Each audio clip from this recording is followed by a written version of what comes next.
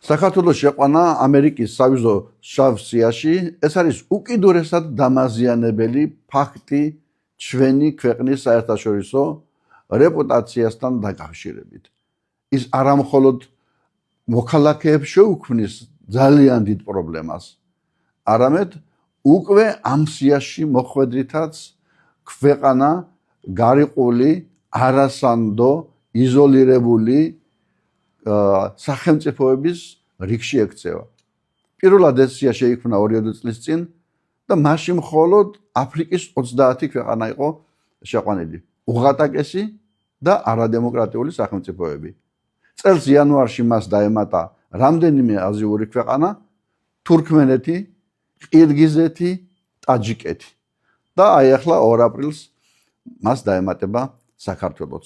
პოსტსაბჭოთა ქვეყნებიდან მხოლოდ 3 შუა აზიის ქვეყანა არის ამ სიაში მოხვედრილი და ძირითადად ავტორიტარული ან დიქტატორული რეჟიმები. არც უზბეკეთია ამ სიაში, არც ყაზახეთია, არც სომხეთი და აზერბაიჯანი, რომლებმაც გაგვასწრეს უკვე ყველაფრით. ამაში არ არის არც რუსეთი, არც ბელარუსი. ეს საოცრებაა, სად მოვხვდით. და თანაც მისი პირდაპირი გავლენა იქნება ის, რომ უკიდურესად შეიზღუდება საქართველოს მოქალაქეების საქმიანი ან ტურისტული მოგზაურობა ამერიკის შეერთებულ შტატებში.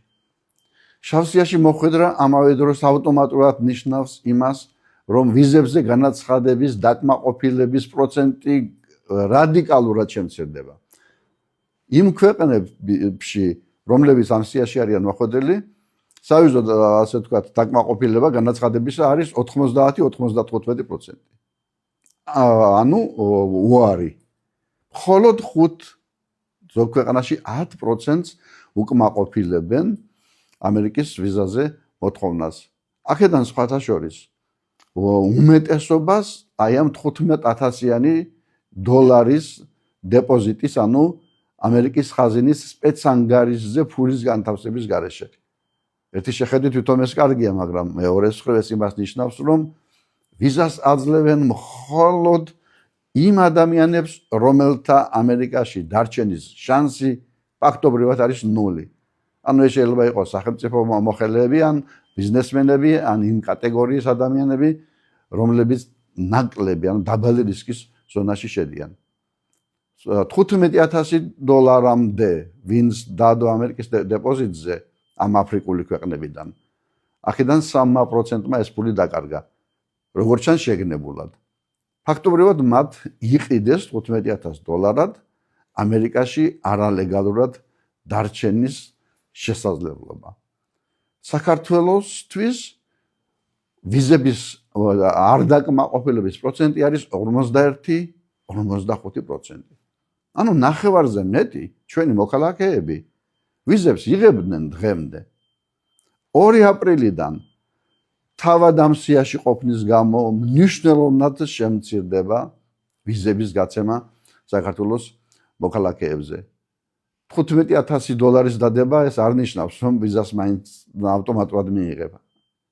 ამ შემთხვევაში საეჭვო ადამიანებს, რომელიც შეიძლება დღეს 100%-იანად დაეკმაყოფილებინათ ამერიკული ვიზით, მომავალში მას საეჭვოთა კატეგორიაში გადაეყვანენ და მოთხოვენ ფულს. ამიტომ მნიშვნელოვნად შემცირდება ამერიკასთან ურთიერთობა ჩვენი მოქალაქეებისა, როგორც პერსონალური, ასევე ბიზნეს კუთხით. ყოველივე ეს, მათ შორის საერთაშორისო გარიყვა, იზოლაცია, რომელიც მიმდინარეობს, იგივე თუნდაც აგერ სულ ბოლო გადაწყვეტილება აი ამ მოსკოვის მექანიზმის ამოქმედების სახით. ყველანაირი ურთიერთობის შეწყვეტა ევროკავშირისა და ამერიკის მხრიდან. საქართველოს აქცევს თურქმენეთის ტოლფას სახელმწიფოდ საერთაშორისო თანამეგობრობის თვალში. რომელ კლუბში გაწევრიანებასაც ოცნებობდა ქართული ოცნება, იმ კლუბში აღმოჩნდა.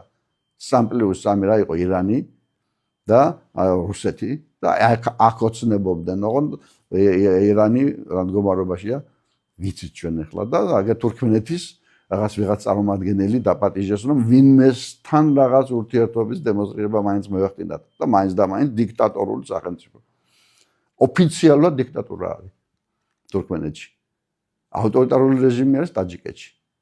ნახევრად დემოკრატიული, როგორც საქართველოს არის ყირგიზეთში. აი ამ სამ სახელმწიფოს, ასე ვთქვათ, მეგობარი თუ მეზობელი გავხდით. და თავისთავად უკვე შავ სიაში ყოფნა ძალიან ცუდ გავლენას მოახდენს იგივე ინვესტიციებზე თუ სხვა სახის ურთიერთობებზე. აი აქამდე მიიყვანა ქვეყანა ქართულმა ოცნებამ. მრავალი ძალიან ცუდი სიურპრიზები გველოდება წინ. ვინ იფიქრებდა რომ ეს მოხდებოდა? სანამ ეს რეჟიმი არსებობს.